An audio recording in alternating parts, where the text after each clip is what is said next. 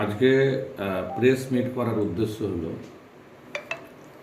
যে আমাদের ধুলিয়ান শুধু নয়, ধুলিয়ান, শামশেরগঞ্জ, ফারাক্কা এবং আমাদের যে মালদা জেলার যে বৈষ্ণবনগর বিধানসভা এলাকার যে পারদাউনাপুর আছে, তাদের জন্য অত্যন্ত একটা সুখবর আছে।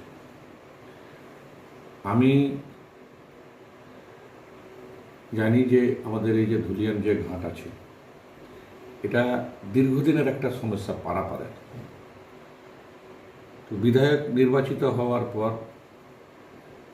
আমি কিন্তু একটা চেষ্টা চালিয়ে যাচ্ছিলাম এই ধুলিয়ান ঘাটে একটা পন্টন ঘাট তৈরি হওয়ার। তো আমাদের যে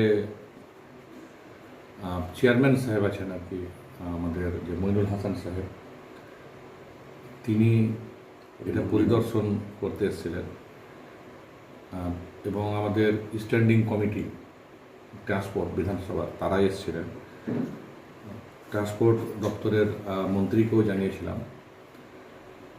তো সেই যে ধুলিয়ান ঘাটে একটা পন্টন জেটি ঘাট নির্মাণ হবে, যেটা এলাকার মানুষের কাছে অত্যন্ত ভালো খবর। আমাদের এলাকার মানুষের কাছে এই পন্টন জেটি ঘাট নির্মাণের জন্য খরচ হবে 5,51 লক্ষ টাকা। 5,51 লক্ষ টাকা। এটা ইতিমধ্যেই আমাদের যে অ্যাডমিনিস্ট্রেটিভ অ্যাপ্রুভাল সেটা কিন্তু পেয়েছে, সেটা আমি আপনাদেরকে দেখাচ্ছি।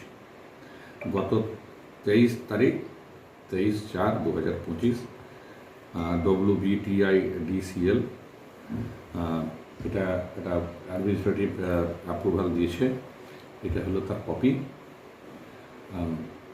এটা আমাদের কাছে অত্যন্ত আনন্দের, আমাদের এই ধুলিয়ান শহরের কাছে, এবং তার ফলে যাত্রী পারাপারের যেমন সুবিধা বাড়বে, তেমনি আমাদের ধুলিয়ান শহরের বিজনেস ব্যবসাটাও বাড়বে।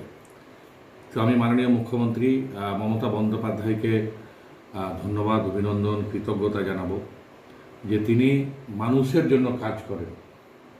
একটা মানবিক মুখ্যমন্ত্রী, তিনি মানুষের জন্য কাজ করেন।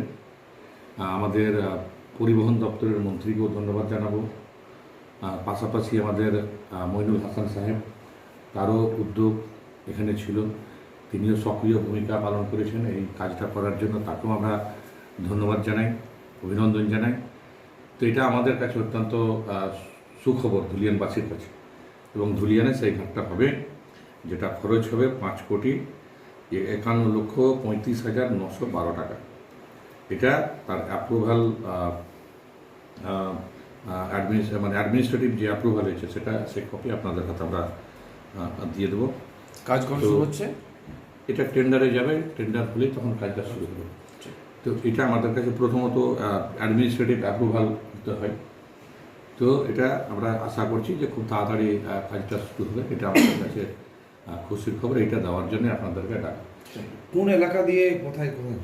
এই ধুলিয়ান থেকে পারলালপুর। তো ধুলিয়ান, আমি সেই কপিটা আপনাদেরকে দিয়ে দিচ্ছি।